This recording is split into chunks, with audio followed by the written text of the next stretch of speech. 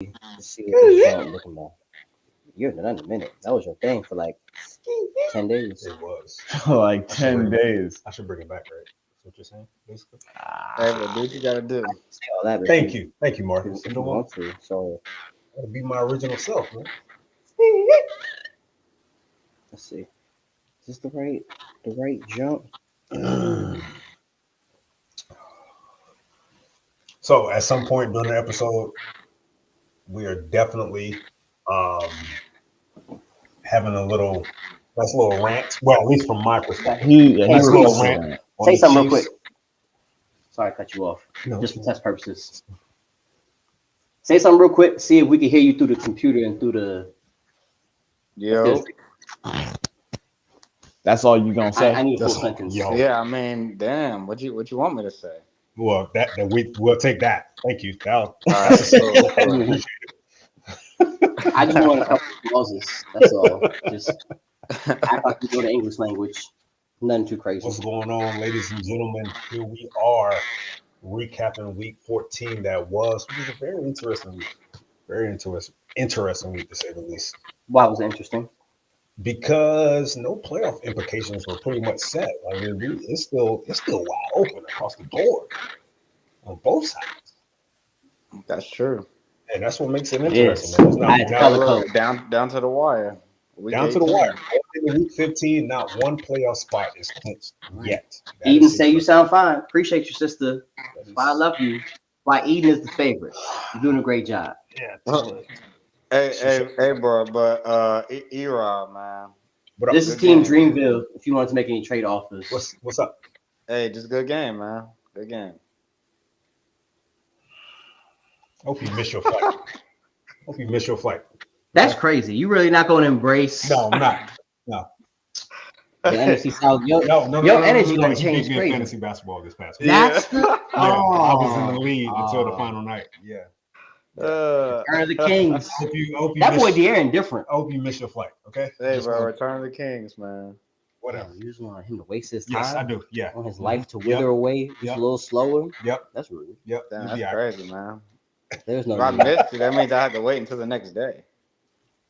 Oh, too bad. Sorry. Anyway, Oh.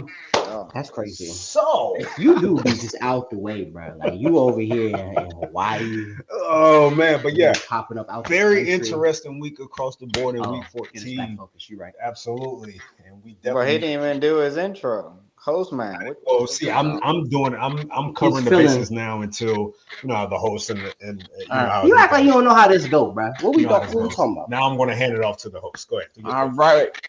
Let me know if it's too loud. But what up? Welcome More in articulation. to another edition of Outspoken. Say what you mean what you say. We got all four of us together. Obviously not actually together, but as usual, I'm Cordell. Rob. Oh, I'm sorry. My bad. You ain't here, dog.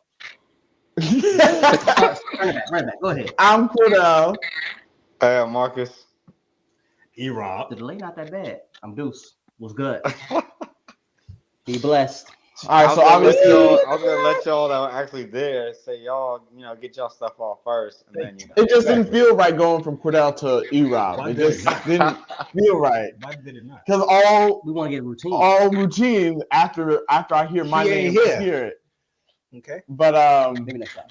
all right, so we are Next time, obviously we're here during the holiday season, so I don't think there's going to be another show until the new year that all four of us will be on this couch together.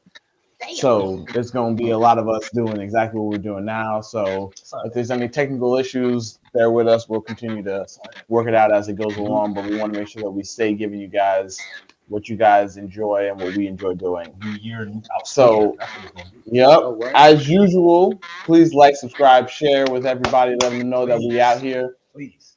In the streets, Yep, we had a rubbing together pennies. great week with no answers given. All question marks still remain the same.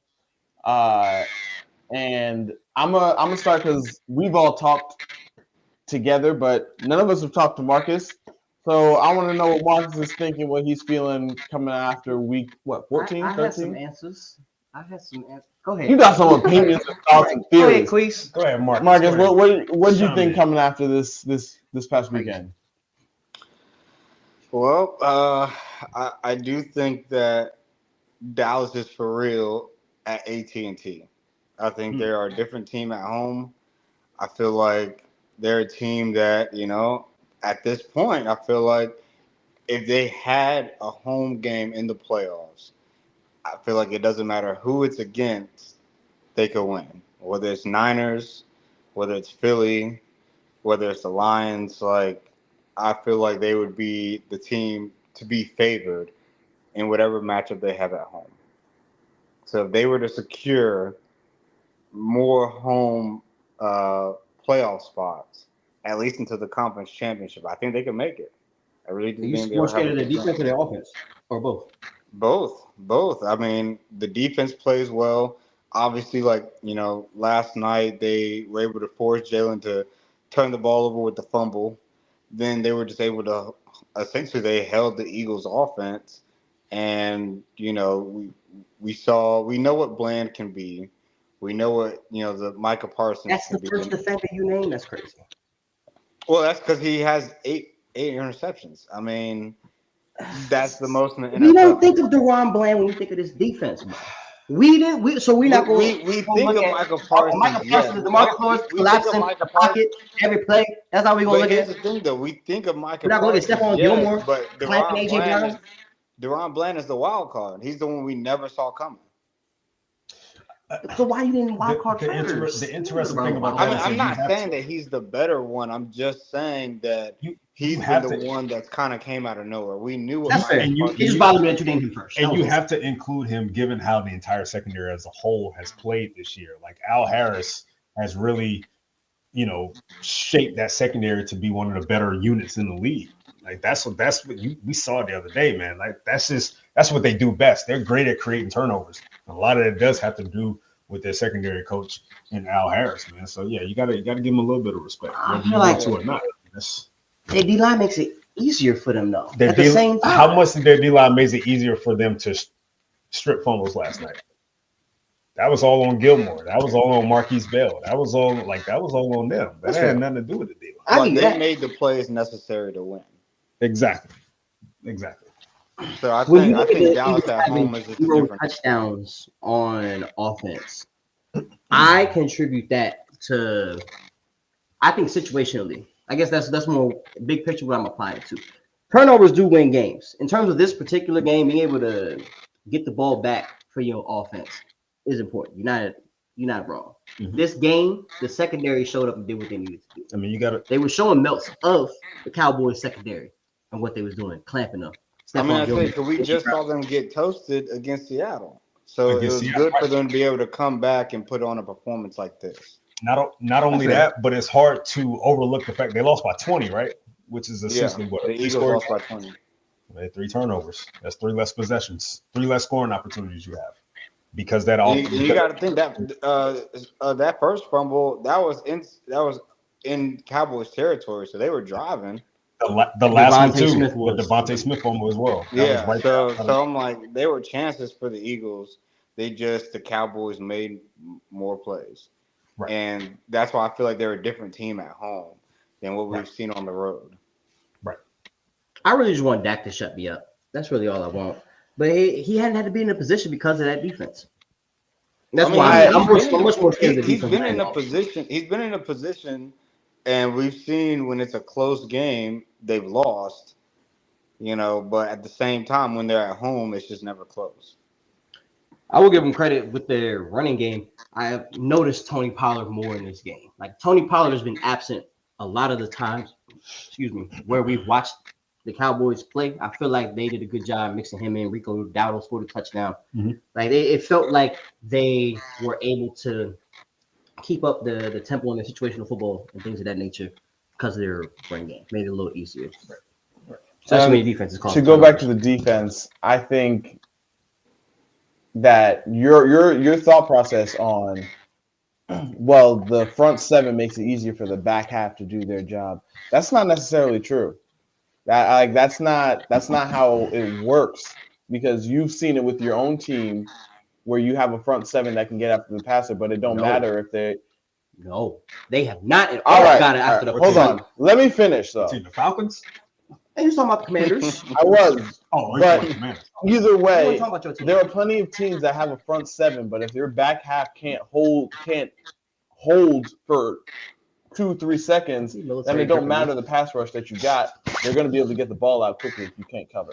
So you can't really discredit them by saying, well, they have a front seven that makes their job easier. You can easily sit here and flip it and be like, because the back half is doing their job, it makes it easier for the front seven to get to them because they have to hold the ball a little bit longer. You could. I'm but just I don't think that's saying the case for it's Cowboys. complementary. Because at the same time, if you're able to get to the quarterback quicker, if you only have 2.5 seconds to get rid of the ball, it makes it easier for the defense to be like, all right, he don't have time. So either he's gonna be looking for this route right here. I have help over here. You know what I'm saying? I can shade this way. There are only so many things that an offense can do if you have limited time. You're right, but I think last night was a perfect example of the Cowboys' back seven. They won the game for them, at least defensively. Because no matter how much pressure they put on Hurts, that defense was able to make plays because we saw it last night. A.J. Brown's one of the better receivers in the league, one of the better playmakers in the league after the catch, and they limited him. They were able to make plays with the skill position players of the Eagles by making strips in the open field and limiting turnovers. And that has nothing to do with how much pressure Parsons got on Jalen Hurts. It has nothing to do with how many times the quarterback hits DeMarcus Lawrence had. They have a unit on the back end that is able to make plays and stand out amongst other units. I also was a little concerned, like you say in our group chat, the Eagles had rushed 6 times for 18 yards with their running backs? Their running backs had 6 carries for 18 yards by halftime, which is disgusting. That can't happen. Mm-hmm. It cannot happen. That can't happen. DeAndre Swift, hell, their line in their running back room is too good. You can only give them 6. And it wasn't even a matter of Swift being hurt or anything of that nature. They just completely forgot about him, and they did the same thing against San Francisco. I think in the San Francisco game, he only had 8 carries total. I think he had 4 carries in the first quarter. I'm about to say Hurts still had the most carries in that game. Right. And they were still able to, they still kind of sort of neglected them. And that's been their identity. Even before Nick Sirianni got to Philly, that's always been the Eagles' identity, running the football whenever they want and forcing defenses to defend that. For me, that comes back to them trenches. The 49ers front 7 is scary. Forced the Eagles out of their game plan. Cowboys D-line, I feel like, did the same thing, which points back to the strength of their defense, making it easier on the back end. I do think y'all are right, though. In terms of the back end, this game, forcing turnovers, especially in the red zone, that comes to their corners being aware, Devontae Smith running, he not looking at that ball and punch that joint up. Let me go ahead and rip AJ. What's that mean? One sack for 7 yards? He was sacked once. Oh, the yards are in there too. Yeah. Okay. Yes. So I wanted to know, the reason I wanted to bring that up was if he was only sacked one time. Jalen Hurts is not a 2-second get the ball out. Jalen Hurts holds the ball one of the longest in the league. For sure. So that means the pass rush wasn't really the thing. Not necessarily. There are plenty of plays. Rolling out. DeMarcus Lawrence in my face. Let me get rid of it. Devontae Smith drop. You can use. Look at there in the receiving, Philadelphia receiving. Look how many 23 targets between Brown and Smith. So he's getting the ball. He's targeting his guys as many times as he wants. But at the same time, a target is also just throwing the ball in that receiver's vicinity. It's not necessarily. But it's a matter of him getting the ball in his playmakers' hands. But we saw what the result. AJ had 9 catches. Devontae had 5 catches. Yet they had three fumbles. How many times was Jalen Hurts pressured? I think that's a better question. We may have to dig a little bit. That one. Yeah. I want to ask. The same thing with Josh. You was talking about. I guess we'll talk about the Chiefs. I want to ask Marcus a question real quick. Is this what you've seen from the Eagles the last couple of weeks in terms of them just neglecting the run game? How much of a problem is this, especially this time of the year? It's late in the season. Yeah, I think it is a big problem because, like, as we've said, the games that they've played these past 2 weeks against the Niners and the Cowboys, like, it's not like it's one of those games where it gets out of hand, like, in the first quarter or the first half. Like, they're still in the game, but it's just like they just don't really do it enough in the beginning. And then once they get to the point in the second half where it's getting away from them, then they just get away from it completely. So that is concerning that they just kind of like do away with it, or they really just don't start off like doing it in the beginning of the game to begin with. It just kind of like, even against the Bills, it was like, a lot of drop back passes without even the threat of the run for the beginning of the game. And it's just like, well, like if that's the bread and butter, why aren't you doing it? It's truly an issue for you because it's not as if the game dictates getting away from the game. It's just you're just completely neglecting it. Yeah, because it doesn't until the second half, but it's like you had the whole first half to establish yourself. I feel like it comes down to establishing your identity. We thought that the Eagles' identity off rip was that they were going to be able to run the ball. They got their tush push. They have the play calling. Everything looks the same. They got this formation, all of that. They have this line. They have all of the pieces for a good foundation to establish the run. Correct. They haven't shown that. You don't want your playoff team, your number one seed, to have identity issues at this stage of the season. They're no longer the right now. You don't want your number one contending seed team. Who are you talking about? The Eagles to have identity issues. They at this point they have so many weapons, which I get makes it a little more difficult. You gotta get Dallas Goedert the ball. He's gonna be open fairly frequently. AJ Brown should win most of his one-on-ones. That's what he showed. You know what I'm saying? Devontae Smith, he ain't no slouch. The footwork go crazy. You have a lot of weapons. If you understand your identity, like when we think about teams like the Titans, when they was floating around as the one seed doing things like that, we knew exactly what they were, and they demonstrated it didn't matter if you game plan. Derrick Henry's gonna get the ball, he's gonna run through your face, right? When we talk about who's a good team that has their identity, and that's why that's why I agree with Marcus. Like it's not as if the game forces you to get away from the run game. You're just completely ignoring it for some reason, even though it's your identity. As successful as they were last year, throwing the ball in the air, like everyone game plan for that run game because they want that to be their identity. I feel like if they know that that's their identity and they understand how good they are, how solid they've been, the talent that they have at all of their positions, they should continue to run the ball and understand that that's their strength. Absolutely. Why have they gotten away from it if they don't believe that's their identity? I personally think they're trying. I think they're trying. They believe Hurts is something that he's not. I think they are trying to make him something that he's not. Where the Mahomes and Allen and Burrow, we got this guy who we think can sling it 50 times and we can win with that formula because we got a guy like that.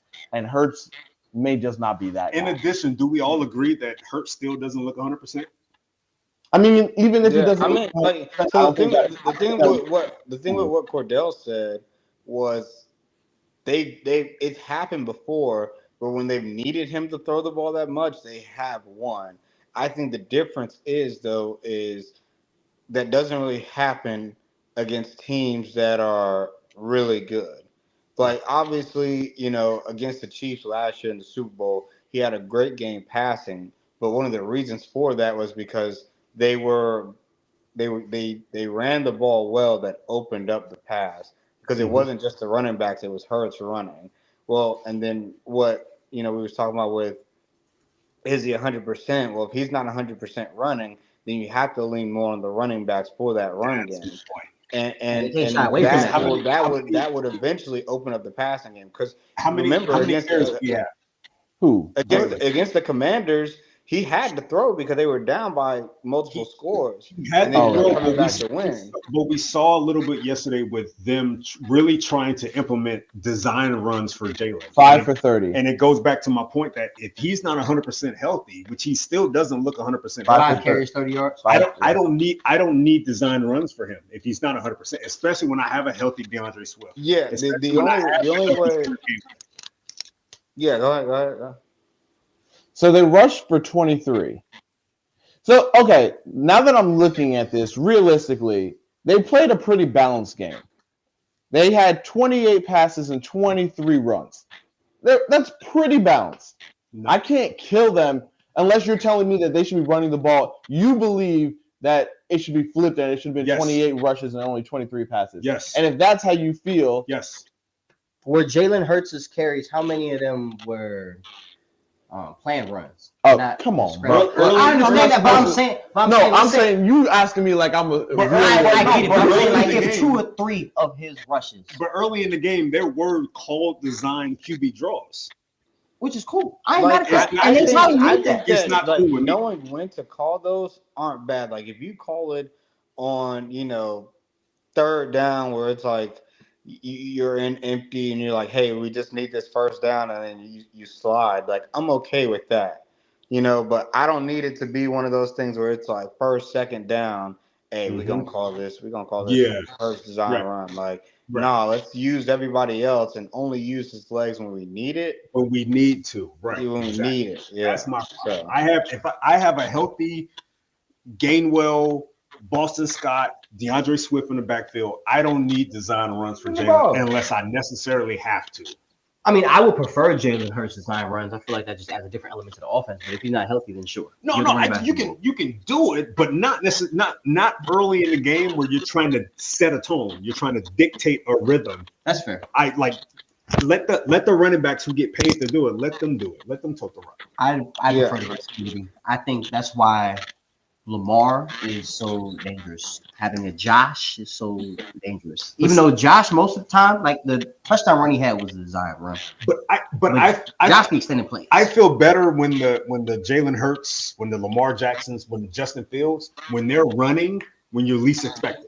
That's when I feel better. Scrambles. Yes, that's when I feel when you second half of a game is close. All of a sudden you haven't defended a design QB run. Now you got to worry about it. Compared to early in the game, you already established it with your running back core. That's when I feel Lamar is more dangerous. You're so busy worried about Gus Edwards and J.K. Dobbins, you forget about wait a minute, hold on, they still got that weapon there. I'm just saying, like just running backs in the backfield.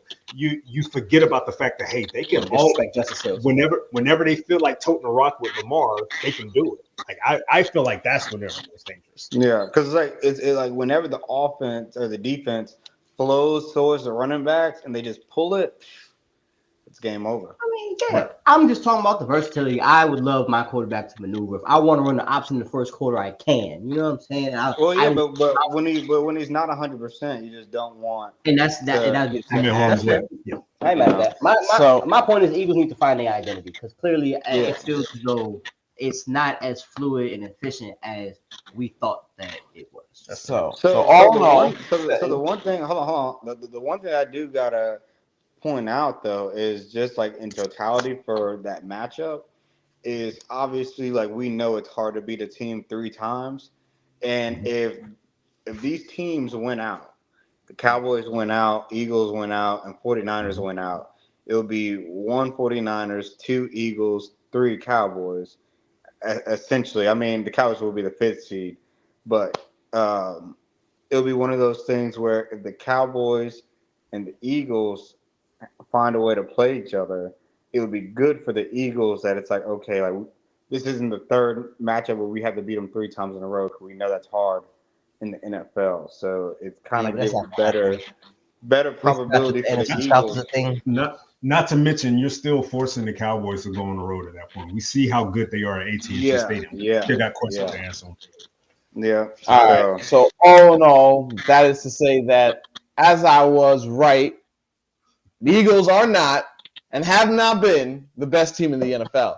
I just want to lay that down because I hadn't seen you at work. I couldn't tell you at work. I just wanted you to know. We've been saying that for weeks, though, right? We have, but this man, y'all have been saying it, and at the end of the day, like, do I still feel like they're contenders and one of the top contenders? Yes. Yeah. But will I say that no. That's a different conversation. That is right. Nobody said they weren't contenders. No. I'm conceding that they are not the best. That's all I needed to know. All right. Moving on, we'll go ahead and talk about the next big game that happened over the weekend, but nobody cares about the game itself. Everybody cares about the play. Oh, let's get to the topic of the day. The topic. So if you didn't know, the Chiefs mad. They big mad. Hey, look, it was a close game. That's what they sound like. Things had happened. You know, wide receivers did what wide receivers do for the Chiefs, which is let them down. That was, oh my God. And that was right. That's true. That's true. You saw a lot of out of characteristics from the Chiefs. Man, grew some hair on his chest over the last 24 hours. And That was months of stress a coming. lot more. Y'all are crazy, and a lot going on in post game pressers. A lot of different bites that you could have grabbed and done whatever you want with it. And we've heard a lot of opinions through the national media, from the local media. So now it's time for us to do our opinions. I'm gonna start it off with E-Rob because he with me. Yeah, he requested a moment with you all. And so I'm going to give him that time. I want to address Chiefs fans and Chiefs fans only, okay? And I'm going to start it as simple as this. Get over it. Here, let me send C-Mac the link. Go ahead and send him the link. Yeah. Get over it, okay?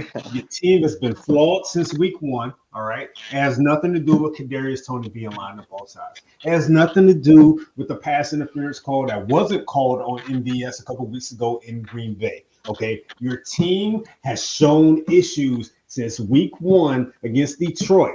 All right, and it's just sort of magnified itself. This is a team that's coming off of a Super Bowl victory, so we did not expect them to be playing this type of way that they've been playing so far. Even in December, right now, they're on a 2-game losing streak at this point. They've lost 3 of the last 4. They are 4-4 in one-score games this year, and 3 of those 4 losses are at Arrowhead, which was at one point so hard to pick up a victory in, but apparently not. Apparently teams are looking at the Kansas City Chiefs and saying, you know what? Lace up. Let's play. And what did the Chiefs do?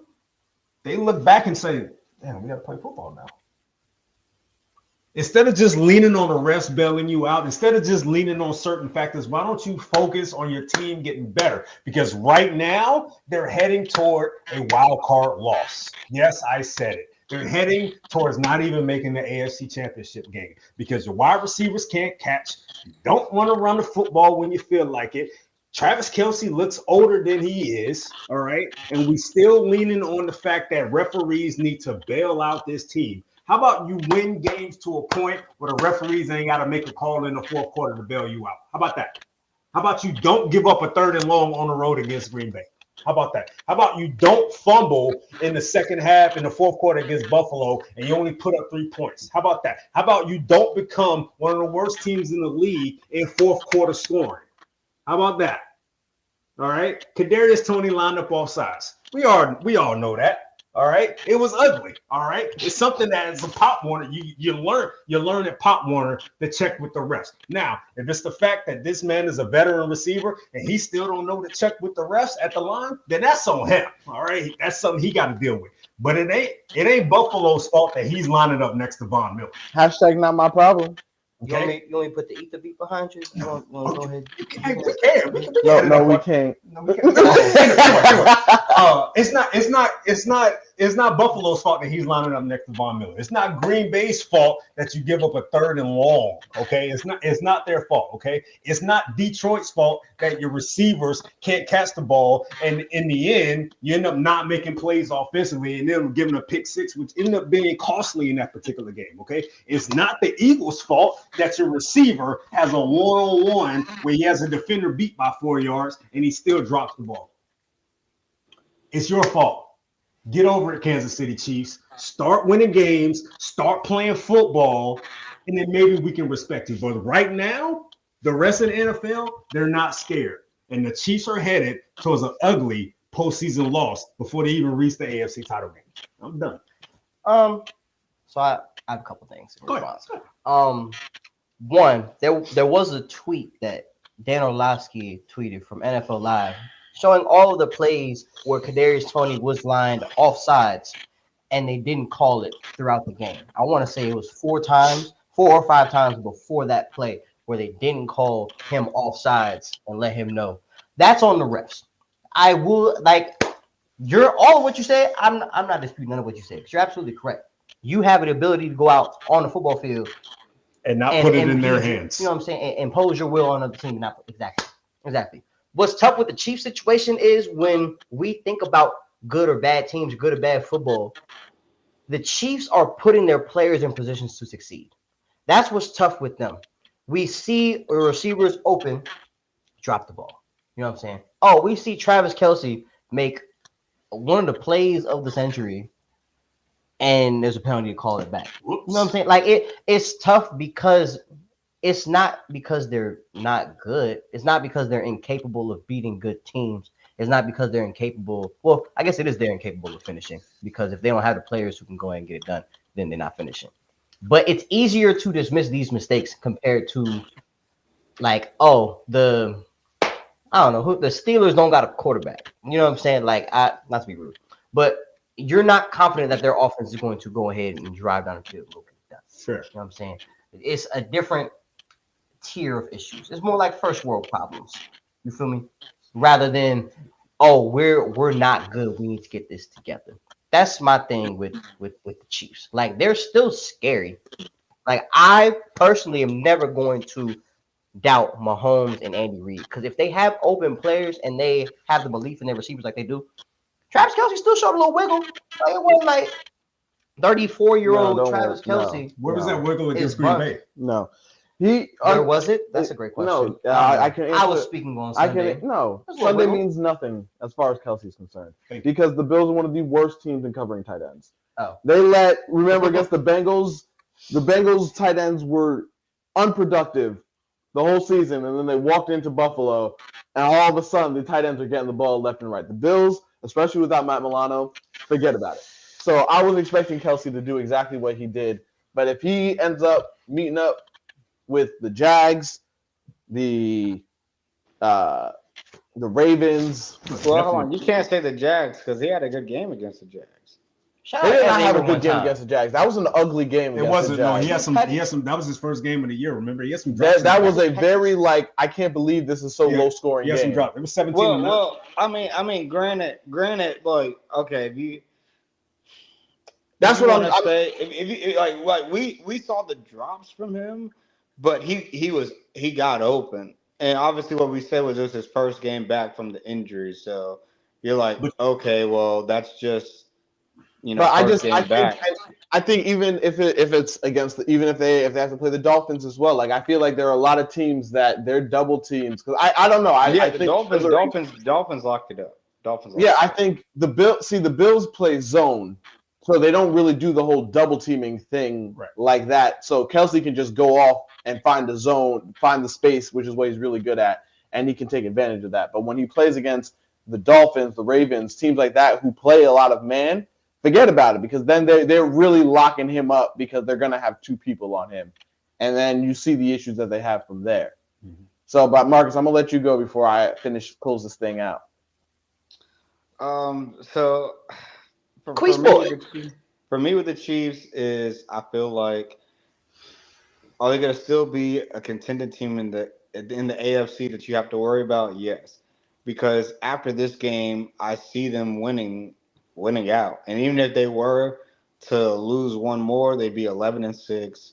And 11-6 will probably get you at this point, the third seed in the AFC, because you got Ravens and then you got the Dolphins. But everyone else, the Jags are losing. Like, we don't really see. What's up? Jaguars got the Ravens this week. Yeah, I'm saying, so the Jags, like we've seen them trending down, and I don't see the Broncos winning out from here on out. Like it's teams that it's like, okay, well they can get on a run, but they're not going to get up to that level. So at worst, the Chiefs will be the third seed, which will give them get home field for the wild card and maybe the divisional, depending on how things match up. Right. But, at this point, we know that, okay, it's not going through Arrowhead. The AFC Championship's not going through Arrowhead this year. No. We don't see the Ravens or the Dolphins slipping up that much to where the Chiefs get home field. But do I think that the Chiefs could beat the Dolphins again? Yeah, I think it's a possibility. Do I think I can see them beating the Ravens? Yeah, I think it's a possibility. Could we see the Ravens? Could we not see the Dolphins if they play again? If they meet a second time? Because remember that game, Chiefs was up 21-0 at halftime. They let the Dolphins come back and made it a one-score game late. They didn't necessarily put the Dolphins away. So if the Dolphins see them the second time around, No. Yeah, if the Chiefs play the Dolphins in Miami, who you taking? For me, I'm taking. I would say I'm taking the Chiefs only because they've been there before. But could I see the Dolphins or the Ravens beating them? I could, and I mean, we already know in my preseason pick, I had the Ravens beating the Chiefs in the AFC Championship. So from the Dolphins' perspective, we haven't seen it yet. Like to say that we haven't seen them beat a good team. We haven't seen it yet, but what we also haven't seen is a Chiefs team that ironed out the issues that we expected them to have ironed out by mid-December, and they haven't. But the only difference is we saw the Chiefs didn't iron out those issues, and they still beat the Dolphins. So let's just say for the sake of our argument, for one game in the playoffs, they actually ironed it out and they beat the Dolphins. Like these issues that the Chiefs had that they've had all season, they can be fixed. It's not something where it's with like those issues they beat the Dolphins. But no. Like so what I'm saying is they did beat the Dolphins with these issues. And what I'm saying is if somehow they find a game where they fix the issues, it doesn't mean they're going to fix it for the whole playoffs. But if it's one game, they can fix it for one game because it's just the players just aren't making the plays. So if one game they just happen to make the plays, like I could see that as being a fix for that game. That's why I say they still have a chance. For the sake of being fair as well, I definitely want to give the Bills their flowers for going into Arrowhead and getting a much-needed win, keeping their season alive with their star quarterback in Josh Allen. They made the necessary plays late because everyone wants to point at the whole Kadarius Toney, the penalty and things like that. But you know what? That was only second down. They still had two more chances to advance the ball and win the game. But the Bills made the necessary plays late. Ed Oliver had a pass deflection at the line. Man, the Bills are scaring me. No, we have to. We have to. Josh Allen did miss. They get their he did, but God damn it, Josh Allen. They would not have won that game without Josh Allen. You're damn Skippy. Bro, they wouldn't win any game. They wouldn't win any game without Josh Allen. Well, yeah, that's true. But I'm just speaking on yesterday. When he says they wouldn't win the game without Josh Allen, he's saying they wouldn't be able to win the game without somebody of Josh Allen's caliber. Without the plays that with that type of caliber player. The amount of sacks that he avoided yesterday, nuts. Avoid the sacks just to throw the ball away. Like, goddamn. That's every game. Against the Commanders, when I tell you, we was in the backfield. He was right there. I don't want to hear it. Don't do this. I just want to let you know. First. I'm going now. Josh, go ahead. He does this. Don't test the floor. Hold on. Let me just say one more thing. When we talk about Josh Allen, he did have a great game, but I think remember when we was talking about like that turnover problem, bro, that interception is one of those interceptions where it's like, okay, they tell you not to throw like cross body, and he makes plays like that, but it's also you gotta live with when he doesn't, and that was one of those plays because they could have got the Chiefs. You just felt the need to bring up interceptions, huh?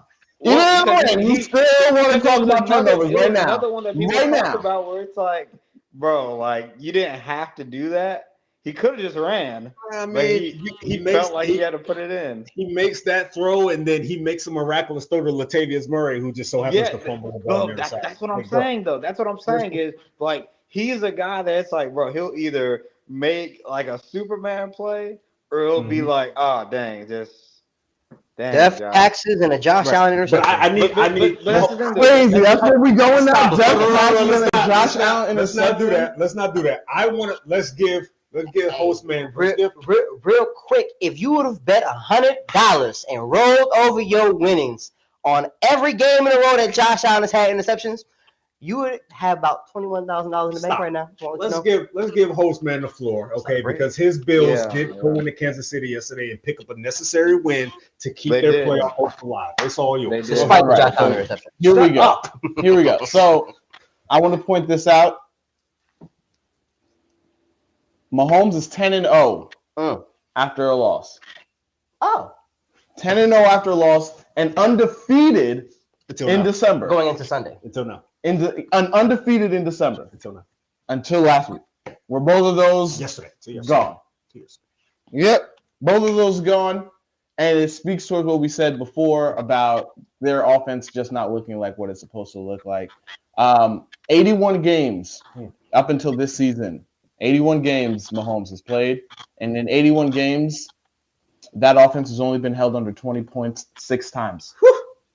In 12 games this season, they have been held under 6 points 6 times. That's nasty. Under 6 points? Sorry, under 20 points. That's nasty. Oh, Same amount. So it took this season 6 times already in 81 games prior to the season, only 6. So I think that speaks towards where they are as an offense because it's not an easy thing to hold Mahomes under 20. Mm-hmm. It only happened 6 times in 81 games, but this season it's already been 6. Mm-hmm. So that's all I got to say about that. As far as on the Bills side of things, yep, necessary win. I thought that they found something with James Cook early in the game, but for some reason it seemed like that kind of faded away in the second half. James Cook was relatively quiet. Right. Diggs, again, another quiet game. That's a little bit concerning because nobody else was really stepping up in the second half. Cook was doing all of the heavy lifting in the first half, and then once Cook went quiet and Diggs was quiet, it was like, all right, what are we doing here? And that's when you saw Josh Allen just figuring it out, getting the ball to Deontay Hardy on that dime, on that crosser in the perfect spot, right, getting it to Latavius Murray before he falls out of bounds. Like, we just saw Josh trying to make things happen. And so, like, again, that's what you would expect from Josh, to do more of that than the negative. Correct. Why does Gabe Davis not hit the ball? I was just about to bring up Gabe Davis again. Good Lord. Nothing. Don't know what to tell you, Chief. I will say that Josh did. If there are 2 plays that Josh would want to take back, it's the interception. It's not the first time either. Sorry, go ahead. It would be the interception and the miss to Gabe Davis for the touchdown. Those would be the 2 plays that I'm sure Josh would want to take back out of that entire game for himself. Right. But yeah, so they get that win. They go on now to Dallas. We'll have that conversation about what that looks like going into Dallas next week, or hosting Dallas next week. And then we'll find out the answers that we're talking about on their defense, because their defense now will get a taste of what it's like to chase after Josh Allen, and we'll see if the secondary can hold up while that happens on extended plays. We'll get into all that and more when it comes to it. I really want to say real quick, man. Like, this is something that I pointed out in a group chat yesterday. We can look at 1 or 2 plays here and there when it comes to their last couple of weeks for the Chiefs. But this has been a season-long thing for them. With the drop passes, with the inconsistent play on offense, them not wanting to run the football when they need to. Again, as I pointed out earlier, at times where Travis Kelce looks like an aged Travis Kelce. And I think what some people need to realize is that there really is a possibility that Travis walks away this offseason and he hangs it up. And the question that I want to pose is that, this is for this Chiefs team, given where they are right now in December, going into the postseason. I'm going to ask Marcus this question. Going into the postseason, let's just play hypotheticals real quick. Let's say he does walk away. All right. Where does that leave the Chiefs offense and the franchise going forward? Because this is a team right now, there's so many questions that are needing to be answered around Travis Kelce, and to lose a key cog like that because he's hanging it up. Like, where does that leave this team? But no, there's still questions about Tony. There's still questions. Sky Moore is damn near invisible at this point. The only one you can lean on is Rashee Rice. I haven't heard that name in weeks. And he's been okay. But where would that leave, playing hypotheticals, where would that leave the Chiefs offense, and where would that leave the Chiefs organization if Kelce were to say, you know what, I'm done here?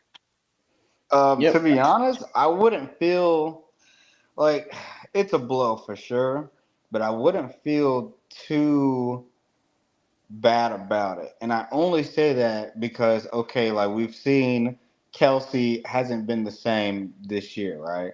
So we've seen the drop off. Okay. So you can only assume that, all right, he's just not going to get as much better than what he is now. Mm-hmm. But we see that the Chiefs, drafting wise, they draft really well. Like, Right. if you want to say, like, okay, Sky Moore is one of the few draft picks that just didn't pan out. Like, obviously, Kadarius Toney, they got through trade. Rasheed Rice is the best receiver right now, and they got him through the draft. So for me, I think that, okay, if the Chiefs went out in the draft and got them a first-round pick at receiver to go with the Rasheed Rice, and hopefully Rasheed Rice will just get better after his rookie season. It's like, could I see them having 2 wide receivers that end up being pretty good? Yeah, I could see that, especially with Mahomes at quarterback. So, yeah, I wouldn't feel like too concerned to where it's like, oh man, like what are they gonna do now? Like the Chiefs, and we know with teams with elite quarterbacks is they're gonna find a way to re-up at some point or another. That's So right. I think that with Kelsey and with the track record that the organization has had with draft picks, I'd have to see it fall down the drain for me to be like, all right, yeah, like. Nah, Dang. both the Chiefs and the Bills both finna draft receivers with their first 2 picks. All right, Receivers and tight ends first 2 picks. We'll talk about this stuff later on down the road because we still got a lot of in-season stuff to talk about, and I want to talk about a couple more things before we get up out of here. I teased this earlier to Robinson about playoffs, about my take that I had that may be a little spicy. What's this about? Yeah, so I'm gonna tell you guys now. Spicy. Yeah, he told me about this. You know about spicy. So he said somebody was overrated. I don't know who he talking about. I'm sitting here. I'm watching the Bengals. Hey, I'm watching Jake Browning. Whoa, hold on. Where you going with this? Could Burrow be a little overrated? What? Could Burrow? Oh hell no! You sipping? Let's have the conversation. Jake Browning is in here putting up numbers. I can't blame it on the drug. Jake Browning is productive. He's putting up numbers. It's looking like to me the Bengals made a bad decision early in the season when we were all sitting here like, oh man, they gotta play Burrow. Are we talking about the Jaguars? Excuse me. Let me finish. Play the Jaguars. Excuse me. Let me finish. Joe Flacco threw 300 against the Jaguars. Let me finish. Go ahead. All right. At the beginning of the season, we were all sitting here and we were like, man, we gotta Burrow's gotta play. They can't play without Burrow. And I think they actually would have been better off with playing with Jake Browning than Burrow on his bum cap. Can we at least agree there? When you say better, you're talking about transferring the wins. I just want to let you know we lost the view because of your hot mess. Are we talking about winning a baseball game? Remember the productivity that their offense had at the beginning of the season. We were like, man, Burrow don't look right. It's not happening. They scored 3 points twice in 4 weeks. They would have been better served with Jake Browning at that time is what I'm saying. Now, looking at what I'm seeing from Jake Browning moving forward right now, if this man gets them into the playoff, I think it's reasonable to wonder how much is Burrow's success to the system that he is around him. No. That's all I'm saying. No. Hey, man, I think it's a fair statement. If they should go out and win these games and get into the playoffs, I'm just saying. Hey, man, look, we should look at that. You are a sick individual, okay? How productive? Overrated? What's up, Marcus? Nah, because you're saying that is he overrated, and if you're saying that was it the system? Well, we saw the system when he went down his rookie year. They won 4 games. Then you look at what his rookie year, the team wasn't ready yet. Okay, cool. The team wasn't there yet. We looked at what Joe Burrow has done. You beat Josh Allen. You beat Patrick Mahomes.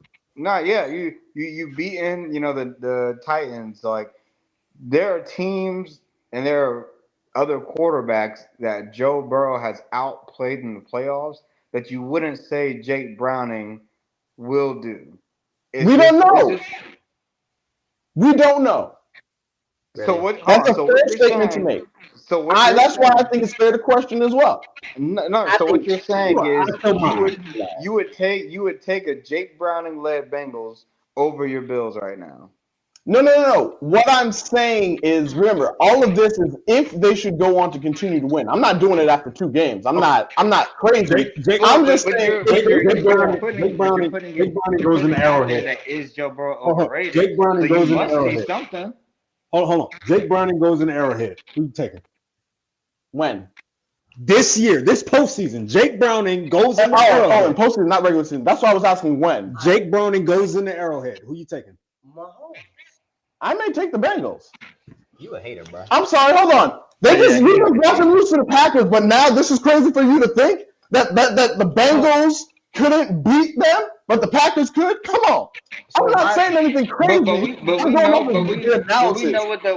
know what the Packers is. They have Jordan Love, an ascending Jordan Love, and they have a lot of pieces around that are getting back healthy to where it's like, okay, like, yeah, they beat them, but they beat them at Lambeau. You would have to go into Arrowhead for Jake Browning. That's a whole different animal. Joe Mixon hasn't done nothing for real for the Bengals. He's been cool. Hold on 1 second. Jamar Chase has not been that productive. Jake Browning goes into Buffalo in the postseason. You think Jake Browning is capable of pulling off an upset like that?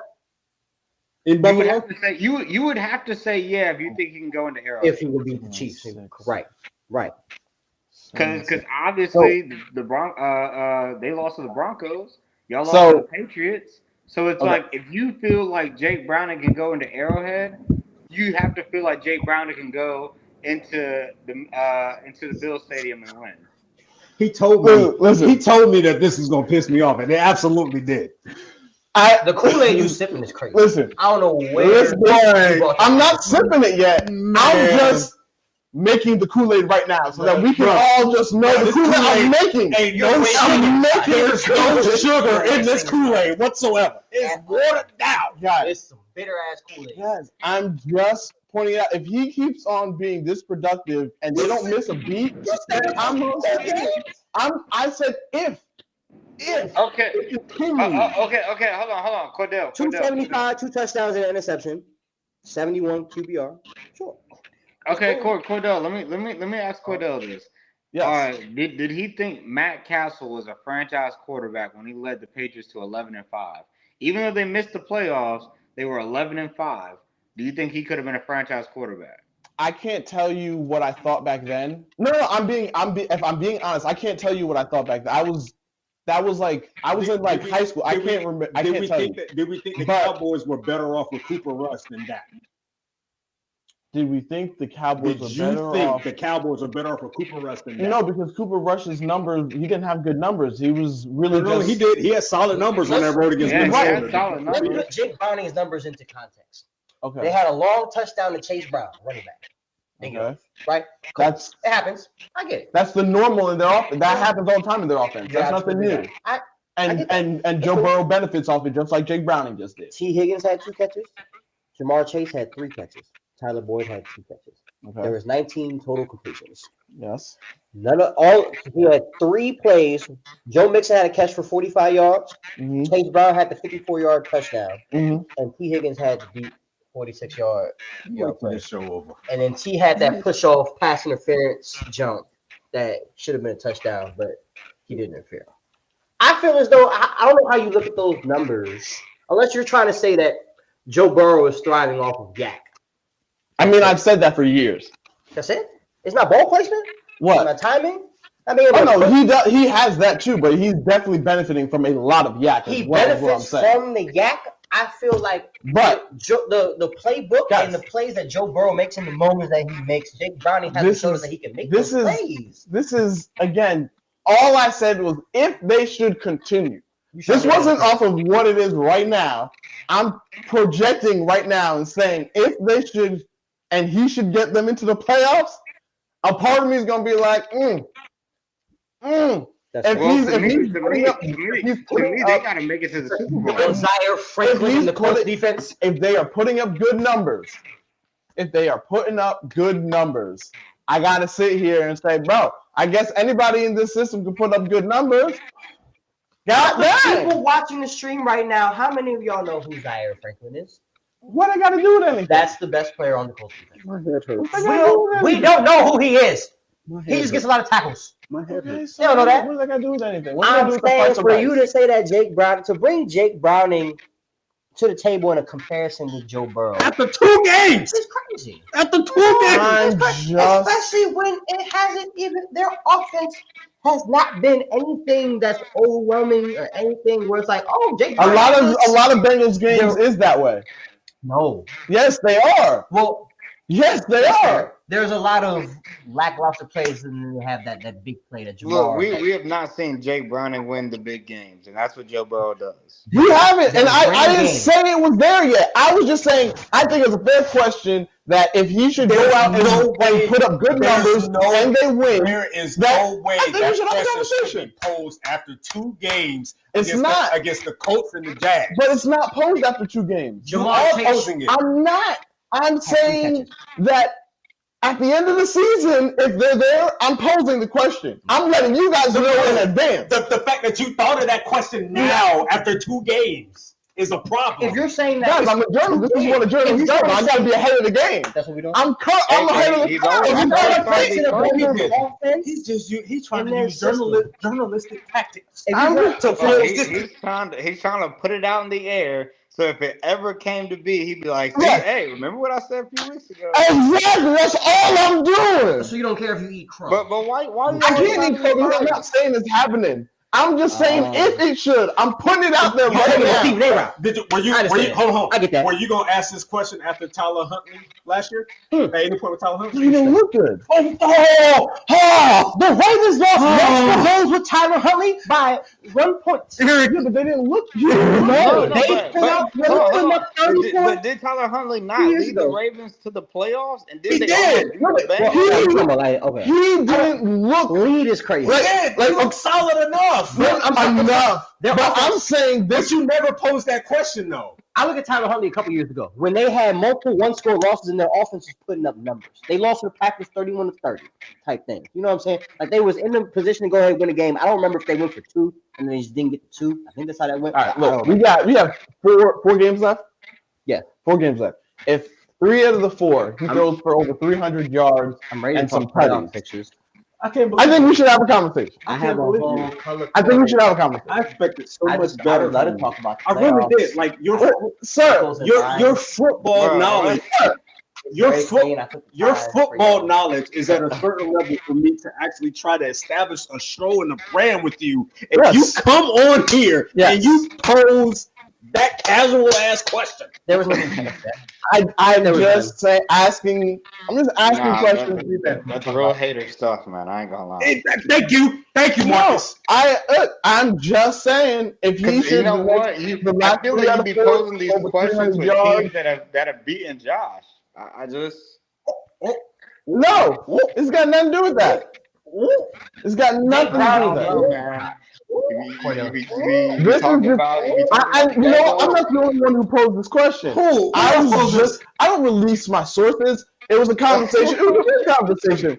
It was healthy conversation. Brother, was it Steven? No, Steven, it was not. It was not. Steven, was it you? It was not. It definitely wasn't a conversation on national television. It could have been. But Absolutely. I'm just throwing it out there just in case. Now, another thing that I do want to talk about, though, because I'm on a roll, so I might as well just You is not on no damn keep roll. it shaking. We are losing viewers. I remember having the conversation. We all sat here. We had a conversation. Y'all was yelling at me about the goddamn Lions. Y'all were yelling at me about the Lions, and I said they ain't earned no benefit of the doubt. They're new kids on the block. I said they ain't that team yet. For me to sit here and put them on the pedestal, y'all had them on, talking about why can't we give them the benefit of the doubt. And I kept on saying, nah, they're probably like the Dolphins of last year were. And here they come, flopping like they're a Dolphin when they not. I'm going to let you handle them. They out here harassing that they're not. Flopping like a dolphin now? Out of water, just flopping along. So that's what we're doing? They're not looking good right now. Come on. A dolphin out of water. I mean, to be fair, they've looked better than your Bills have. Not now. Nah. And as you would say, this is when good teams start playing football. Right now, this is what you gotta separates the contenders from the pretenders. This is what he's doing. This is what separates them right He's here. using my quotes against me. This is what we do. Yeah. Okay, that's some disgusting. You wait till the show is over. I got some words for you. What separates contenders from pretenders? Give me your words right now. Because I want to have another episode. Oh, I understand. Contenders from pretenders is the football you play right now, and them Lions. So the Lions are pretenders for you right now? They're playing like it. Now, we still have 4 more games to go for them to show their best football of December. But I'm not going to say it after that. But I'm just saying I had a right to have question marks about this team, and they're showing why I should have them right. And we put the Cowboys and the Lions in the same category around Thanksgiving. And the Cowboys have only ascended, and the Lions have shown what have they shown? Some issues, some flaws. All of the slander that I've given Jared Goff over the years is coming back to the surface. It's a problem. Amon-Ra should be out here cooking, and instead he's losing me money. Is it? I was getting ready to say, is that part? That sounds parlay. That's it. It's always something personal.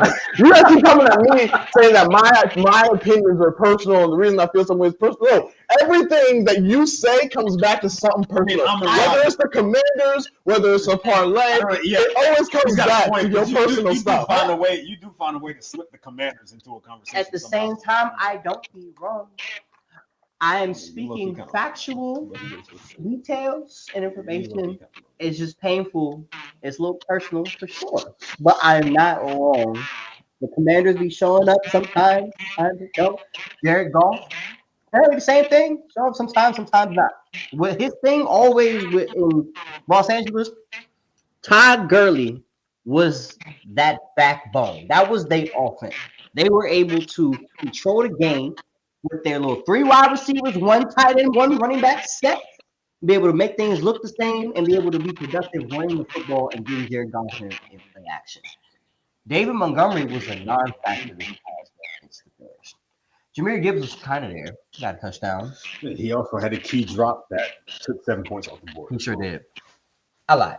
David Montgomery had 6 yards carry, 10 carries, 66 yards.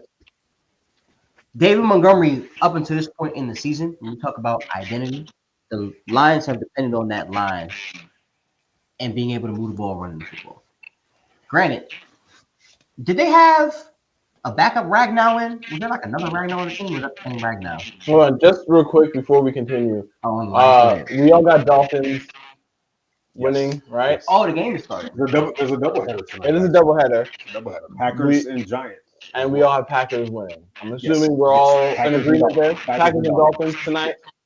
Yeah, Packers and Dolphins. I can see the Giants winning. What in the world? Now that is blasphemy right there. That's what you call blasphemy. What? The Packers don't have healthy wide receiving core. They don't have Aaron Jones. It's Monday Night Football. Is that MetLife? Yes, that's MetLife. People wilding without you in here, Marcus. What is wrong with y'all? This game's gonna be close. I want y'all to know. It's not gonna be no Packers blow them out.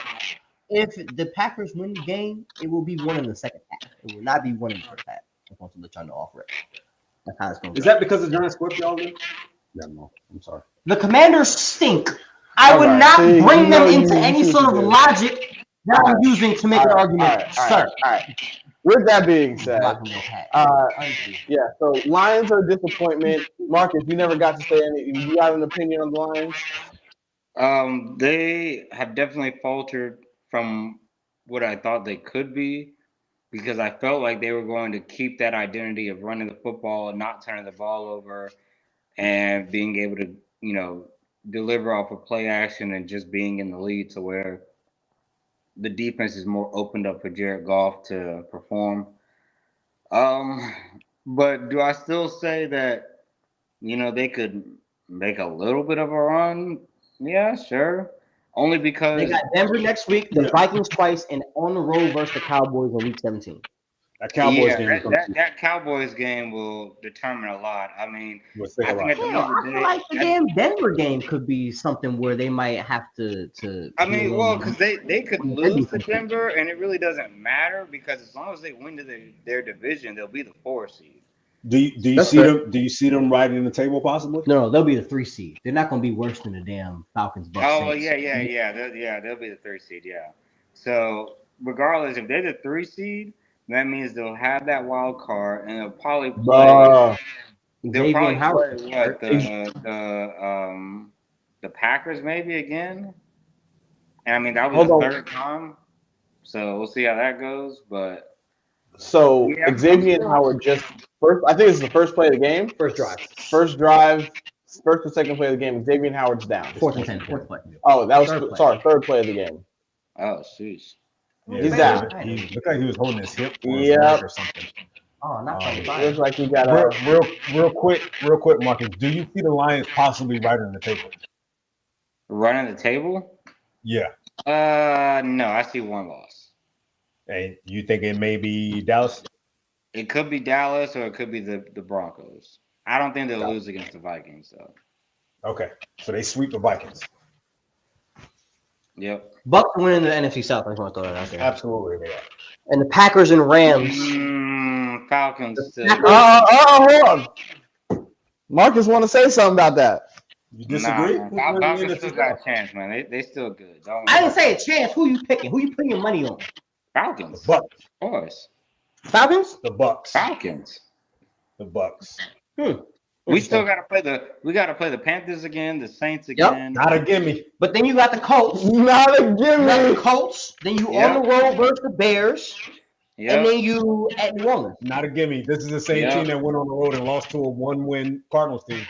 Yep. Hey, look, but you know what? We're gonna find a way. We're gonna find a way. I ain't worried. Better, Desmond Ritter or Gardner Minshew? Gardner Minshew. Oh, okay. Who better, Justin Fields or Desmond Ritter? Why do you keep? I'm just going to Justin Fields. Who better, Derek Carr or Desmond Ritter? There's a chance here. What you got? Desmond Ritter. All right. And then Bryce Younger. Just because nobody compare your raggedy quarterback and their team. Why you now you're getting defensive about not your team. Close the show. Close the show. No, Bryce Younger's better than Desmond Ritter. I knew it was still in there. That's beautiful. No, you keep doing all that for no reason. We'll be all right. Why don't you compare Howell against somebody? I've already done that, and Howell's better than Ritter. We're not doing this. All right. This show's it's not because Desmond Ritter's what? All right. Top 25 quarterback. All right. That ain't my quarterback. This show's getting out of control. My quarterback's in There's too many takes, too many hot takes going on. Brock Purdy, man. Not your quarterback. Baby. All right. Well, thank you all, as usual, for joining in for this show. We're going to go ahead and start tuning into these next games. But, yep, Outspoken. Please like, subscribe, share. Like, subscribe, please. It's holiday season. I need to feed my child. Let us know what you the think. more likes and subscribes I get, the more I can feed and clothe them. We're not in the guilt market. And it's the holiday season. All right. We will the arms of an angel we will be back Thursday live on YouTube and Twitch. Yes. This Thursday? Yes. Previewing Thursday Night Football. We will be here. Oh, no, not Chargers Raiders. Oh, my God. Eastern State. And Aiden O'Connell? Hey, man, respect the black hole, man.